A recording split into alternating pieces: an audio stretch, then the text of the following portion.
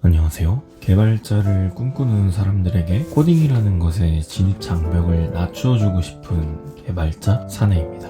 하늘이 무너져도 멘탈 관리를 하고 싶다면 이 영상을 끝까지 들어주시기 바랍니다. 저도 한때는 멘탈이 쿠쿠다스였어요. 바사삭하고 부서지곤 했었죠.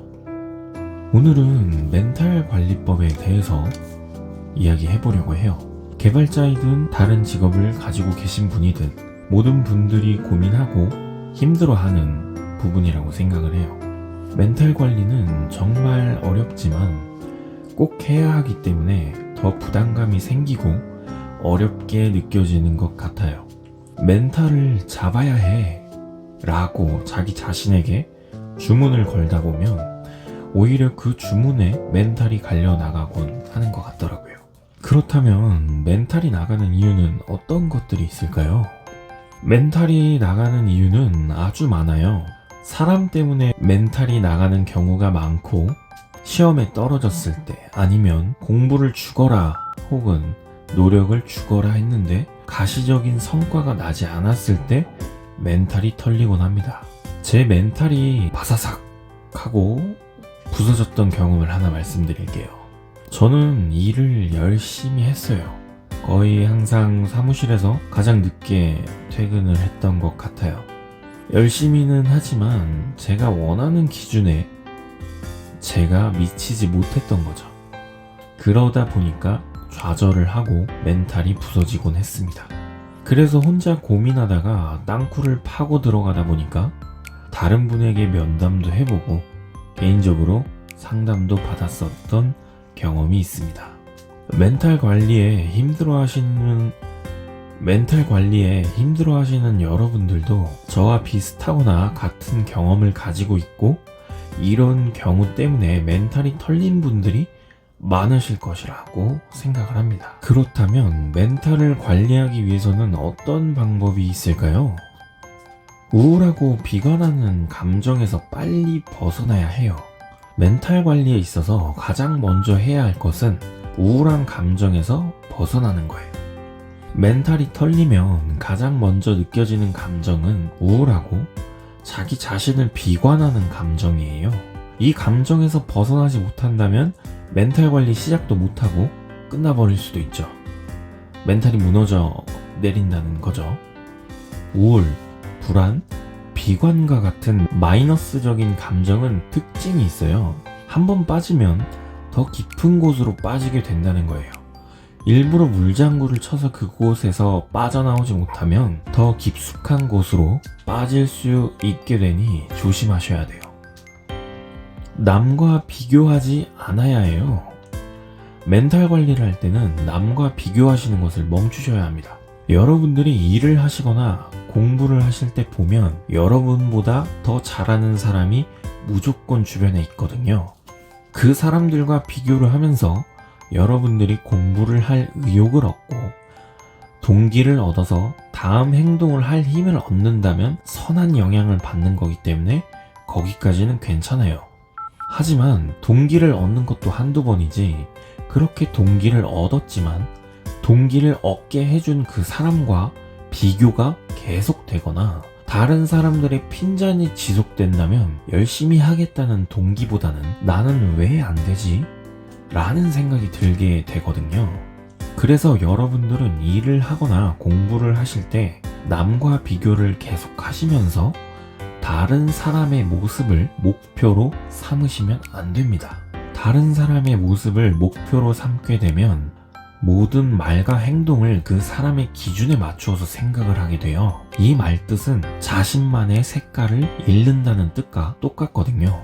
가끔 어떤 친구가 여러분들이 입는 옷을 똑같이 따라 입고 말투, 생각까지 다 따라하는 사람이 있다고 한다면 어떤 생각이 드시나요? 친구의 관계에서는 어떻게 보면 섬뜩할 수도 있고 직장 내의 관계에서라면 그 동료를 바로 멀리 하시게 될 거예요. 그렇게 되면 따라쟁이 친구 입장에서는 여러분을 따라하고 있는 그 동료의 입장에서는 자신의 목표를 잃어버리게 되는 결과가 되는 거죠. 목표를 잃게 되는 상실감은 그 따라쟁이 친구에게는 더 크게 와닿을 것이라고 생각을 해요. 다른 사람의 모습을 목표로 삼는다는 것은 자신의 색을 잃는 것도 있지만 나의 멘탈 관리를 내가 아닌 다른 사람의 손에 맡기는 것이기 때문에 아주 위험하다고 생각을 합니다.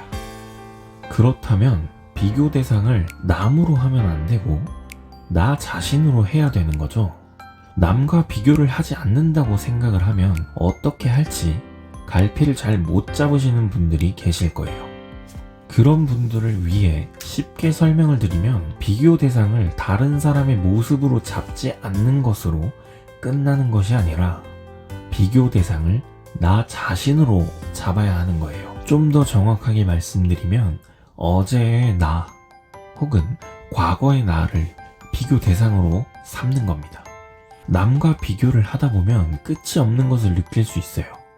A라는 사람과 비교를 했을 때 좀 더 나은 점을 배우고 하다가 A의 장점을 다 배운 후에는 또 다른 잘하는 B라는 사람을 목표로 삼게 되죠. 그렇게 되면 나는 항상 잘하는 사람들과 비교를 했을 때 못하는 영역에 남아있게 되는 거예요.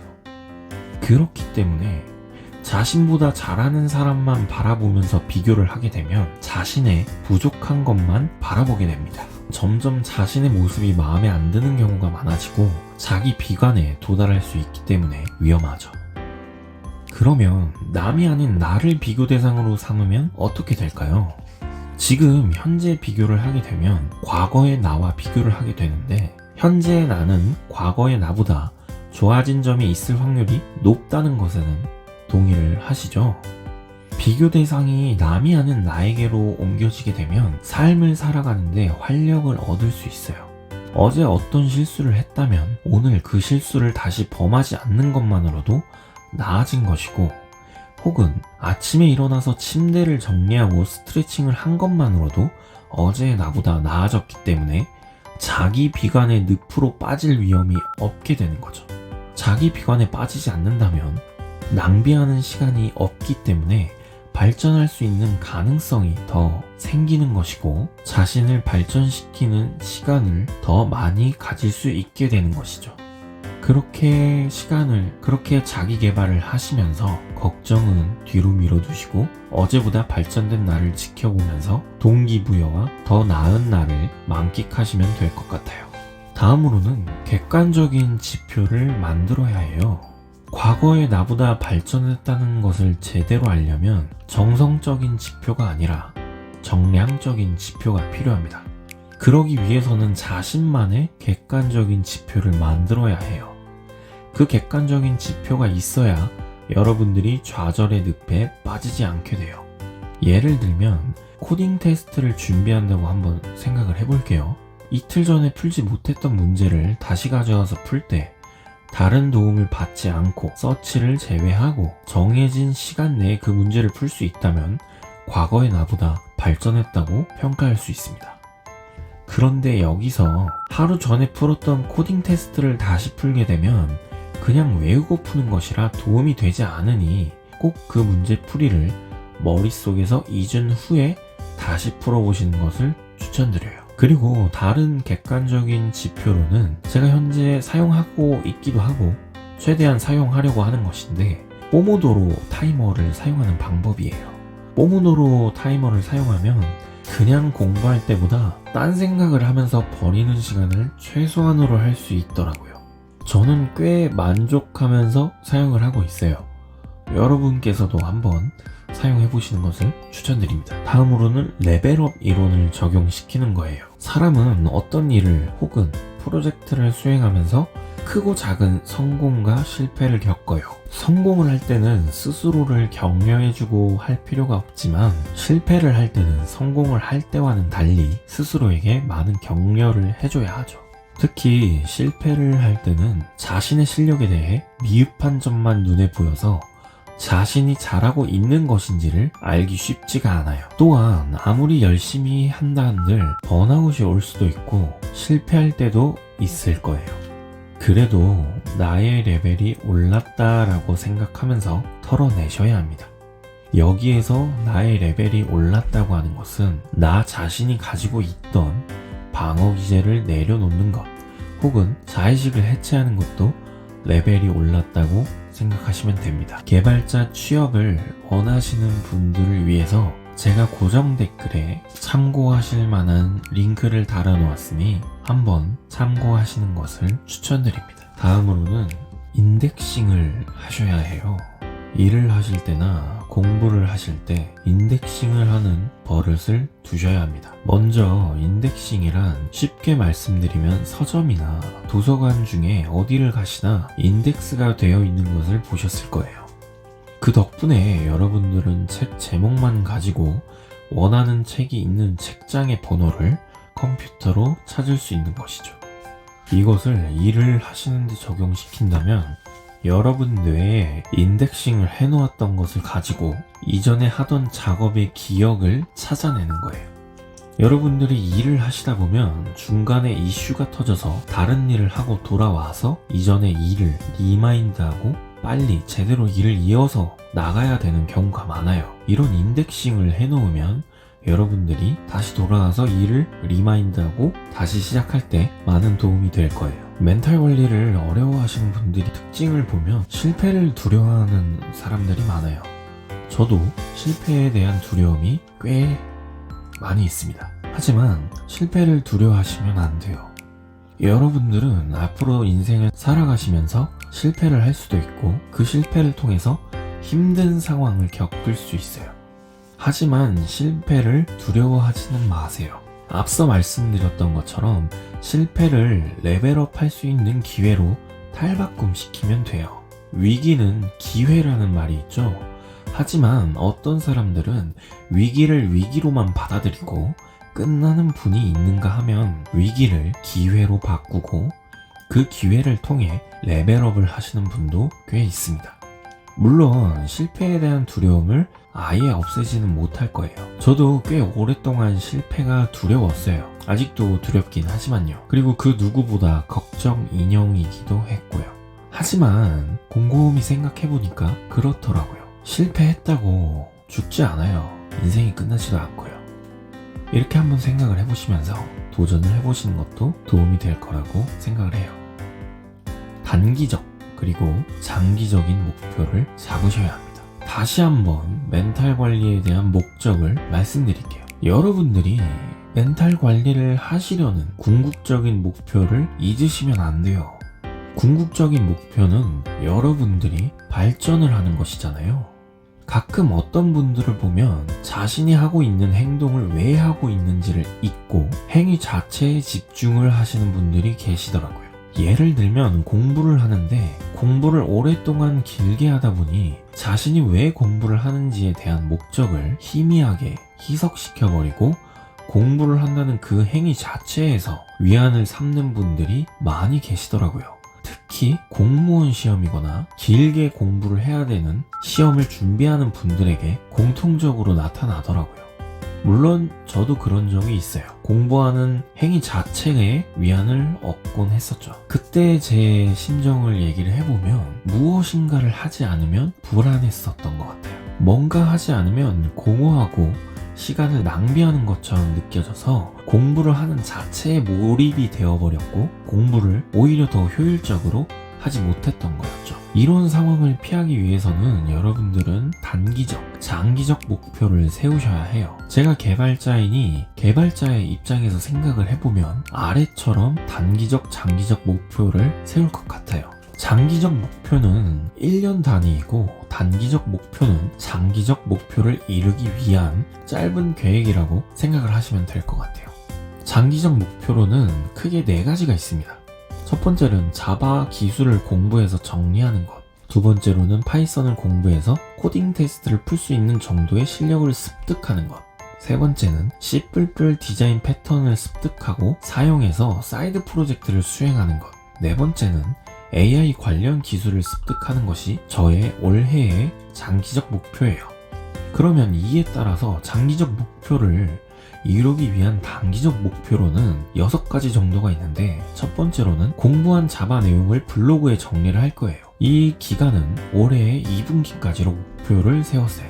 그리고 파이썬을 공부를 한다고 했었죠. 파이썬을 공부를 해서 백준 실버 3 문제 풀이 정도까지 능숙해지는 것이 저의 목표입니다. 다음으로는 파이썬 언어를 사용해서 회사에서 실무적으로 사용할 만한 업무 자동화 프로그램을 하나 만드는 것이 목표예요.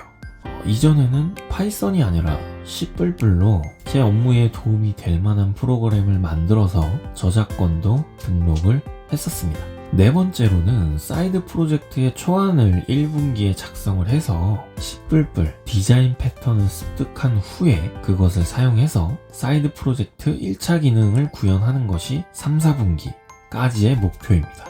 다음으로는 AI 관련 기술을 공부를 하고 블로그에 정리하는 것이 저의 단기적인 목표이자 장기적인 목표예요.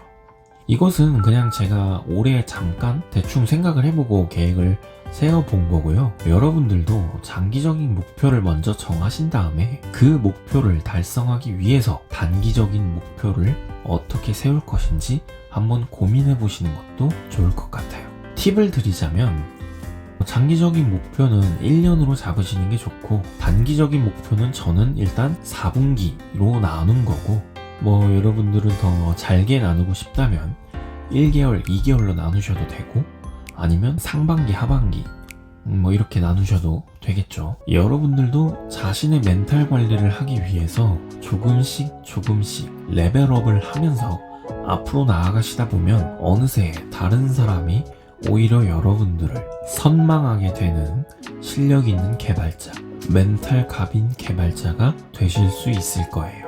멘탈 갑이 되고 싶으신가요? 일단 첫 번째부터 해보세요. 개발자가 되고 싶으신 분들을 위해서 제가 고정 댓글에 참고할 만한 링크를 달아두었습니다. 개발자가 되고 싶으신 분들은 한번 그 링크를 들어가셔서 도움을 받으시는 것을 추천드립니다. 오늘의 영상이 여러분들에게 감동과 공감이 된 이야기였다면 구독과 좋아요를 부탁드립니다. 개발자를 꿈꾸는 사람들에게 코딩이라는 것의 진입장벽을 낮추어드리고 싶은 개발자 사내였습니다. 감사합니다.